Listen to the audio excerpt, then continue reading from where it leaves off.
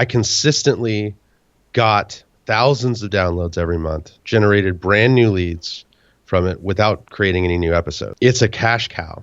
Hey, this is Till Carlos. I recently interviewed Mario Medina and he referred me to a guy called Thinkhandy. You know, you might talk to Thinkhandy. I've heard him speak and he knows his stuff really well. He's a good marketer. So I checked out his site and found that he runs a successful podcast on inbound marketing. So I jumped on an interview with him. We are typically in more of a consultative role with our clients. So what we found is that there's a need for people who are, it's a business and they've got a marketing team who's very capable of execution and of getting things done, but they lack the experience and maybe some of the technical knowledge. Clearly you have done the right thing for yourself. Do you get most from inbound marketing? What we've tried to do is keep a mix of good, substantial content and out real world stuff. This is why you see us doing, why you see me doing speaking, why you see us running real world events. We've been known to run an occasional ad to promote a local event, right? I like to mix the local event strategy. We're in Dallas, Fort Worth, so we kind of have a metroplex area. So it depends on what your market is. But our client base is only about 25% from our local area. We have most of our clients are from all over the world, and we do business like this, just video calls. And I know that you're somewhere else, and I'm here in Texas. And where are you, by the way? In Vietnam. In Vietnam. Yeah. I'd caught another episode and noticed that you were overseas. So it's amazing what technology has enabled us to do, and we could pick up clients anywhere. And the podcasting is another big thing. We get a lot of people that they come and they discover that podcast, and then they start downloading all the episodes. And as you spend more time with someone in your ear, you build a relationship with them. And while the first time I might meet them, it might be the first time for me, but it's not the first time for them. I was mostly curious about his podcast because a lot of podcasts start and fail and they never really get traction.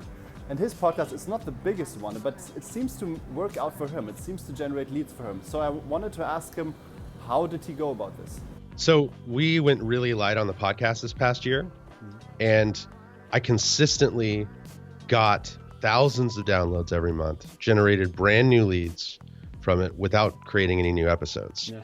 So it's a cash cow. Now that will die over time, and we're relaunching it this year after it's been lying dormant for a little while because it just did so well for us last year. And we ran out of bandwidth. So we made a hire, we brought on some more resources, did some restructuring, and now I'm able to spend a little bit more time on that.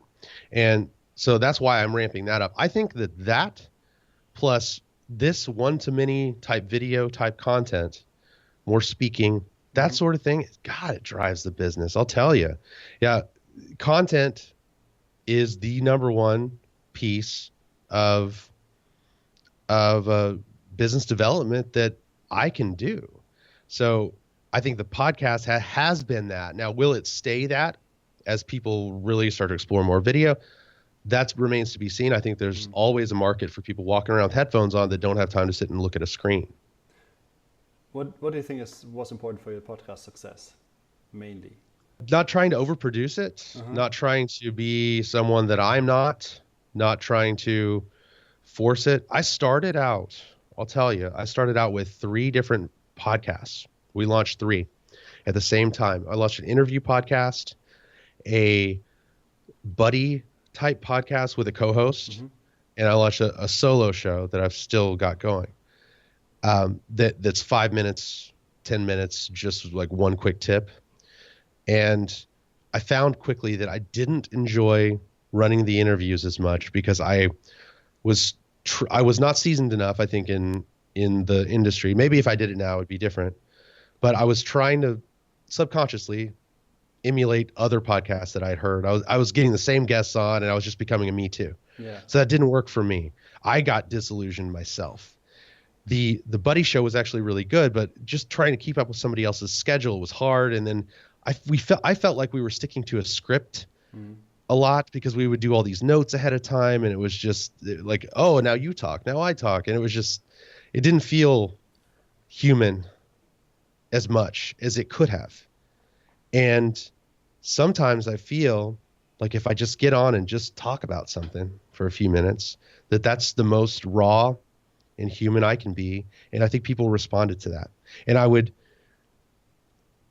I've always tried to drop a little bit of, hey, here's what I'm doing. Like, hey, I'm taking my daughter to the zoo this weekend, and that's going to be fun. So I'm looking forward to it. And then people would ask me about stuff like that. Hey, how did that go? I don't think, A, they listen all the way to the end, so that's cool. Yeah. And B, they know a little bit more about me, and I get to share something with them. And for me, that I think is what people want in business today. And that's what's changed as we've gotten away from Mad Men, mass media, sending out mass messages to drive demand for Tide. People now want more story behind what they buy, and they want to know who made it and how they made it and why and what's going on with them. And they want to hear the stories behind that. And it certainly has been a demonstration of my theory in practice, that people just want to know more about who's running these companies, who's doing all of this stuff. And it's from personal experience. Most businesses have multiple streams of leads. I thought the same is true for Chris Handy, and he showed me his other lead generation methods. And there was one more thing that's quite interesting, how he uses local events to get leads and build authority. We run some local events for training we do a lot of work at helping people figure out how to use things like HubSpot, marketing automation type software. So we run local events, getting people together to talk about that. We run local events in getting people together to talk about marketing. And we've tried all kinds of different stuff. Executive type briefings, we just meetups, and a lot of them work. A lot of them don't work. There's some formats that we've tried that you can't get people to show up for free. And then there's some formats where we can't get enough, we don't have enough room for people where we charge $50 or $100 for, a big room. So and we're not trying to make a tremendous amount of money with these events at this point. I think that's on the roadmap, is how do we build an event that will draw a crowd? How can we draw some speakers in and maybe make something that the people travel to? But right now we're still figuring all that out. Till I don't have any big answers, but I'll tell you that experimentation is key. Understanding your market, and this is what the power of content marketing really is.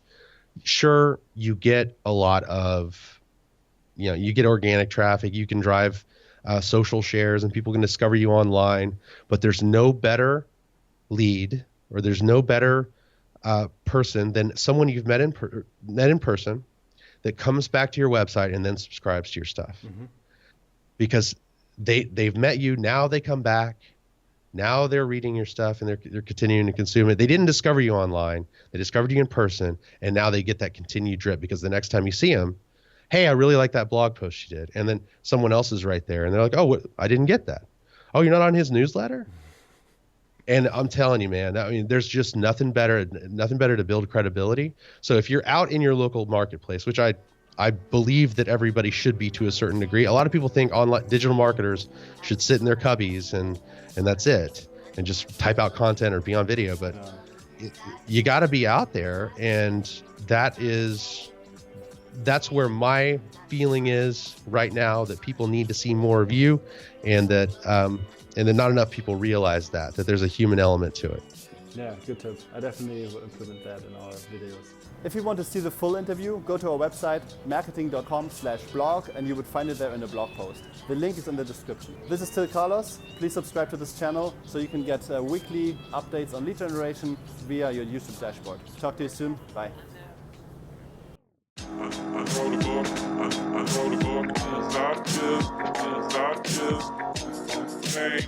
from the pain.